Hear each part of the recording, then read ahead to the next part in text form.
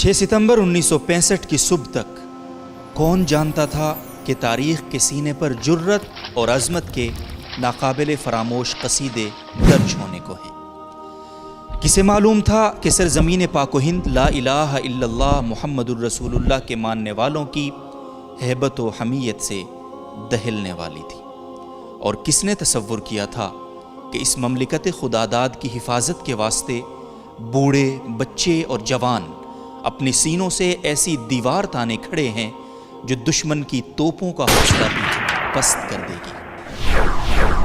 یاد رکھ لے کہ مملکت خداداد پاکستان کا ایک ایک سپوت اپنے مادر وطن سے بے انتہا، بے پایاں اور بے حد محبت کرتا ہے۔ جب بھی گھیرا تجھے ظلمتوں نے کبھی، مشعلے جان لیے ہم مقابل رہے، ہم نے مر کے تجھے سرخرو کر دیا، ہم بھی تیرے شہیدوں میں شامل رہے۔ پاکستان زندہ باد، پاک فوج پائندہ باد۔